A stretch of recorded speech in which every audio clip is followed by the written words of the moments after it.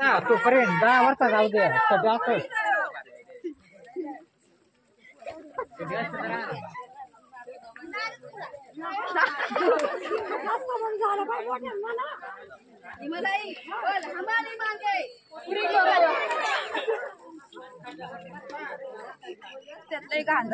तुमच्या रस्त्याला शेण सोडून देतात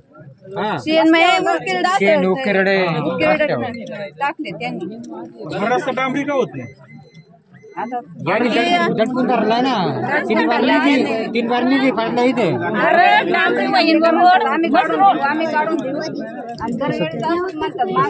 माणसं जमले का ते वाढवी येतात मग आम्हाला एवढे वर्ष आम्ही गुडगाले येतच्या गाळातून गेलो तरी पण रोड करायला आली का लगेच ते आडवी येतात कोण येतात आडू ते सुरेंद्रन ते बघा रोड मध्ये बरंच आहे नकाशावर तरी काढून देते नाही सुरेंद्र काय नाव आहे त्यांचं सुरेंद्र उर्डे आणि ते काय वाद घालतात मग वाद घातले म्हणून रोड राहिलाय आजपर्यंत नाहीतर तेव्हा झाला असता ते आता एक बोलत आहेत आणि नंतर पाठीवर एक बोलत आहेत मला चांगला अनुभव आहे त्यांचा भाऊ इथं आहे ते म्हणले आमचं अतिक्रमण आहे आम्हाला मान्य आहे हा मान्य मग आल्यावर यायचं नाही वर्ष झालं काढायला सांगितलंय काल ते कुठे नाही मग वर्ष झाला काढायला सांगितलंय आज ते पोरांनी किती पोरं किती वाडीतून येतात सारखे परत ग्रामसभेला या तिथं थोडं मानणार आडवयाचं तिथं रोडवर बांधायचे बराठी जसा नकाशा आहे तसा तुम्ही रोड काढून द्या तुम्ही बराठी डायरेक्ट काढू शकता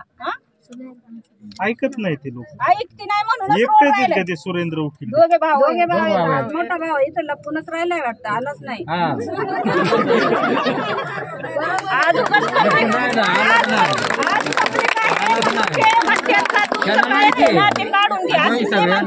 आणि जर पोर आली ना ते आडवी येतात मला सांगा आता इथं नेते पण आहेत नेत्यांनी तुम्हाला इथं बोलवलंय का तुम्ही मनाने आले इथं आम्हाला गरज आहे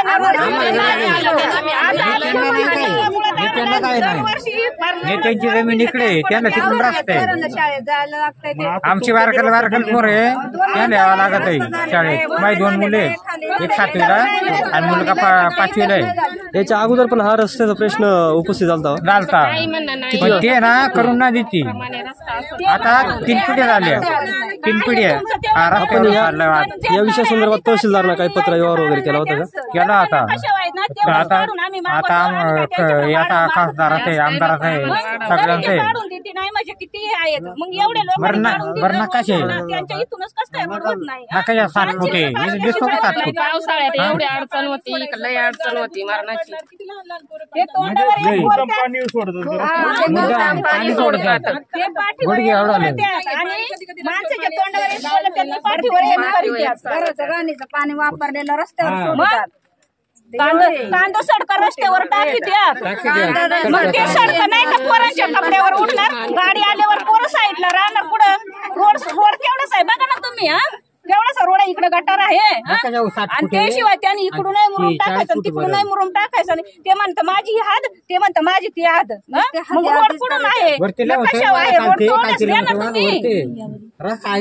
आमच्यासाठीच नाही आदिवासी लोकांसाठीच नाही सगळं त्यांना पण रस्त्याने जावं लागतं त्यांना तर मोठ्या मोठ्या रस्त्याने जावं लागतं ना त्यांच्या गाड्या त्यांची शेती आहे त्यांचा बंद तुमचा बंद त्यांचा बंद आणि आमचा बंद मग काय पर्याय गाडी आहे ना त्यांची कधी मग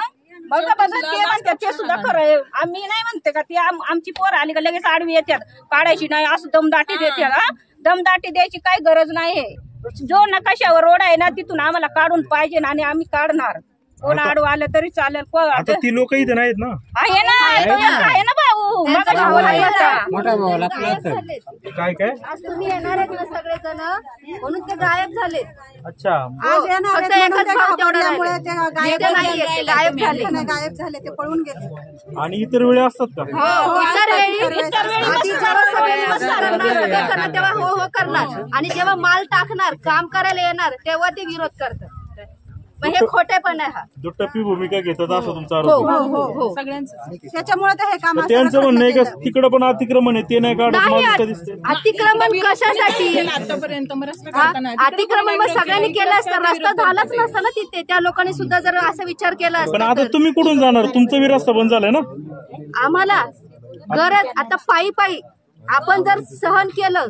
तर आपल्याला कळत ज्या वेळेस आम्हाला रस्त्याची लेखी भेटेल ना त्या वेळेतच आम्ही ते खड्डे बुजून, तोपर्यंत आम्ही खड्डे बुजणार नाही. ज्याची नुकसानी होत असेल तरी चालेल, त्याच्यात हा नुकसानी तरी माझी चालेल. सुद्धा होणार आहे. म्हणजे कसं जोपर्यंत रोड होत नाही आणि जोपर्यंत लेखी देती नाही तोपर्यंत आम्ही खड्डे बुजणार नाही. ही माझी डायरेक्ट विनंती माल आहे. येऊन पडावा तेव्हाच रस्त्याचं काम चालू होईल, रस्ता तेव्हाच चालू होणार, तोपर्यंत रस्ता चालू आणि होणार नाही. रस्त्याचे खड्डेच बुजणार एखाद्याला नाही. जर लांबून 10 वेळा जरी जावं राऊंड मारायला लागला ना तरी चालेल, त्याच्यात मी सुद्धा आहे, मला सुद्धा सहमत आहे, मी सुद्धा गेले कालपासून आम्ही. त्यांनी लेखी लिहून देणे आम्हाला रोड